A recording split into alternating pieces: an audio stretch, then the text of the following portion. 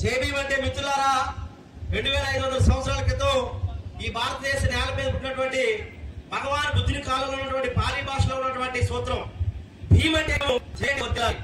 JB అంటే జ్ఞానం వర్తిల్లాలి అని అర్థం. జేబీ అంటే ఏంటి? జ్ఞానం వర్తిల్లాలి అని అర్థం. అందుకే బాబాసాహెబ్ అంబేద్కర్ గారి పేరు కూడా భీమ్రావ్ రామ్జీ అంబేద్కర్. అంటే ఆయన పేరులోనే ఏముంది? జ్ఞానం ఉంది. ఏముంది? జ్ఞానం ఉంది.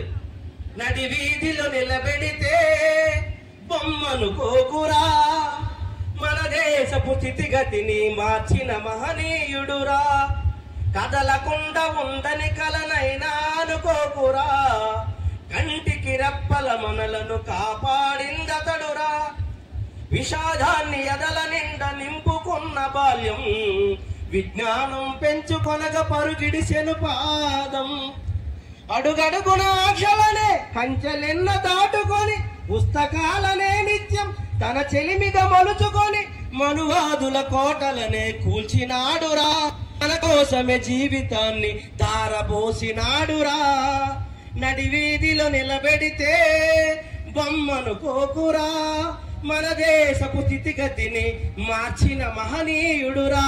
ఈ దేశపు స్థితిగతిని మార్చిన మహనీయుడు బాబాసాహెబ్ అంబేద్కరా కాదా? అంబేద్కరా కాదా? అవును మిత్రులారా, నవభారత రాజ్యాంగ నిర్మాత, ప్రజాస్వామ్య వ్యవస్థ రూపశిల్పి, ప్రపంచ మేధావి, మరి బహుముఖ ప్రజ్ఞాశాలైనటువంటి మన అందరికీ దేవుడు భారత రాజ్యాంగ నిర్మాత బాబాసాహెబ్ అంబేద్కర్ గారి నిలువెత్తు విగ్రహాన్ని ఈరోజు మీ ఓయల్పురం గ్రామంలో ఆవిష్కరించుకోవడం అనేది ఈ గ్రామ చరిత్రలోనే ఇది ఒక చారిత్రాత్మకమైనటువంటి రోజుగా లిఖించబడుతుందని చెప్పి తెలియజేస్తున్నాను. మరి అంత గొప్ప మహనీయుని విగ్రహాన్ని ఒక గొప్ప అంబేద్కర్ వాది భారతదేశ చరిత్రలోనే ఒక ఐపీఎస్ ఆఫీసర్ గా ఉద్యోగం చేస్తూ ఒక రాష్ట్ర స్థాయి డీజీపీగా ఉంటూ అంబేద్కర్ ఇండియా మిషన్, అంబేద్కర్ గారి జీవిత లక్ష్య ప్రణాళిక ఏదైతే పొలిటికల్ పవర్ ఈజ్ మాస్టర్ కి రాజ్యాధికారానికి రాని జాతులు అంతరించిపోతాయని చెప్పి బాబాసాహెబ్ అంబేద్కర్ మహనీయుడు ఇచ్చినటువంటి స్ఫూర్తితో మనవాడ మన పంచాయతీ మన పాలన అనే నినాదంతో అంబేద్కర్ ఇండియా మిషన్ ని స్థాపించినటువంటి గౌరవనీయులు పెద్దలు మాన్యశ్రీ పివి శ్రీల్ కుమార్ గారి చేతుల మీదుగా ఆ మహనీయుని విగ్రహాన్ని ఆవిష్కరించుకోవడం చాలా జాతి గర్వించదగ్గ విషయం అని చెప్పి ఈ సందర్భంగా తెలియజేస్తున్నాం. యావత్తు జాతి తరపున, అనకాపల్లి జిల్లా తరపున, అంబేద్కర్ వాదులందరి తరపున మాన్యశ్రీ పివి శ్రీల్ కుమార్ గారికి ఈ వేదిక నుండి జేబీ మీకు తెలియజేస్తున్నాను. మిత్రులారా, మరి ఈ దేశ చరిత్ర మీకు తెలుసు. ఈ దేశంలో భారత రాజ్యాంగం బాబాసాహెబ్ అంబేద్కర్ మహనీయుడు పుట్టక ముందు ఈ దేశంలో మనుధర్మ అనే ఒక అధర్మ శాస్త్రం అమల్లో ఉండేది. ఆ అధర్మ శాస్త్రం ఏం చెప్తుందంటే చాతుర్వర్ణం మయా సృష్ట బ్రాహ్మణే ముఖమాషిది అంటే తనలో నుంచి పుట్టినటువంటి వాళ్ళు బ్రాహ్మణులట, అధ్యాయనం అధ్యాపనం వాళ్ళే చదువు నేర్చుకోవాలట, వాళ్ళే చదువు చెప్పాలట. ఎవరు? బ్రాహ్మణులు. తనలో నుంచి పుట్టారంట వాళ్ళు. భుజాల్లో నుంచి పుట్టారంట క్షత్రియులంట, వాళ్ళు రాజులంట, వాళ్ళేం చేయాలి? ఈ రాజ్యాన్ని పరిపాలించాలంట.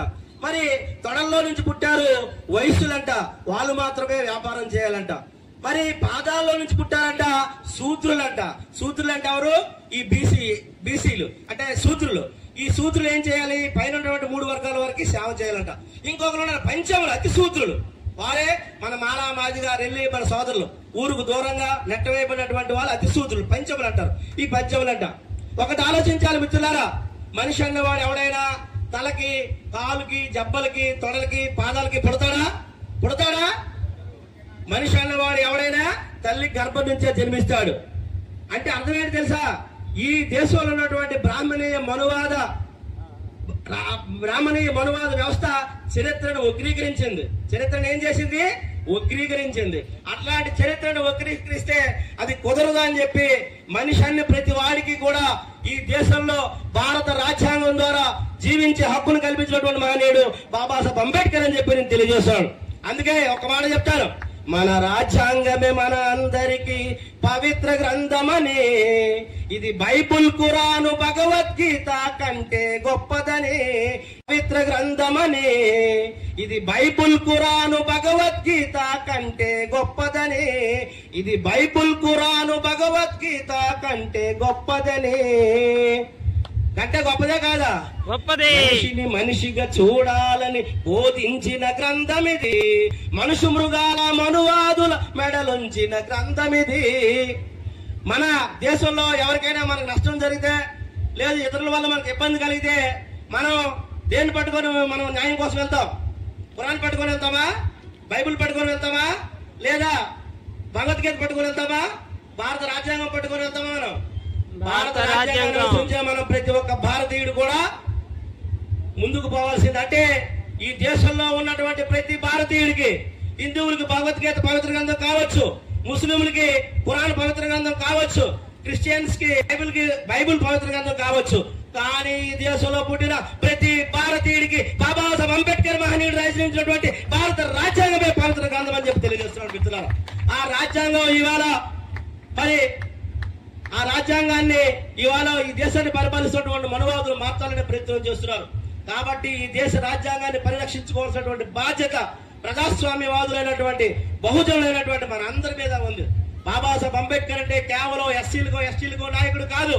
ఇవాళ ఆయన జన్మదినాన్ని వరల్డ్ నాలెడ్జ్ డేగా జరుపుతుందంటే ఈ దేశంలో మరి ఈ దేశం తరగతి గది బయట కూర్చొని పెట్టి చదివినటువంటి అంబేద్కర్ మహనీయుడు యొక్క జయంతిని ఇవాళ ఐక్యరాజ్య సమితిలో వరల్డ్ నాలెడ్జ్ డేగా జరుపుతుందంటే, ప్రపంచ విజ్ఞాన దినంగా ఆయన ఈ దేశ చరిత్రని ప్రపంచ దేశాలకు చాటేటువంటి మహనీయుడు ఎవరైనా ఉన్నారంటే అది బాబాసాహెబ్ అంబేద్కర్ అని చెప్పి సందర్భంగా తెలియజేస్తున్నారు మిత్రులారా.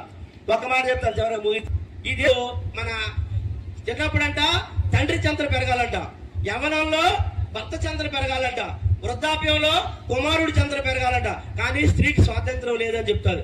కానీ ఈ దేశంలో పుట్టినటువంటి స్త్రీకి, నా తల్లికి నా చెల్లికి పురుషుడితో సమానంగా అన్ని రంగాల్లో హక్కులు కల్పించడానికి ఈ దేశంలో ఏ నాయకుడు కూడా త్యాగం చేయలేదు.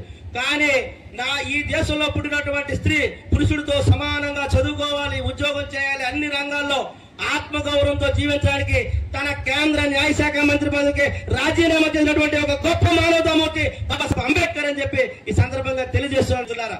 మరి ఈ రోజు ఈ గ్రామంలో ఇంత చక్కనైనటువంటి వాతావరణంలో మన అంబేద్కర్ ఇండియా మిషన్ వ్యవస్థాపకులు చేతులుగా అంబేద్కర్ ఇండియా మిషన్ ఆధ్వర్యంలో ఈ విగ్రహాన్ని ఆశ్రయిస్తాం గర్వకారం అని చెప్పి ఈ పెద్దలందరికీ కూడా పేరు పేరున హృదయపూర్వకమైనటువంటి జై భీములు తెలియజేస్తున్నాడు.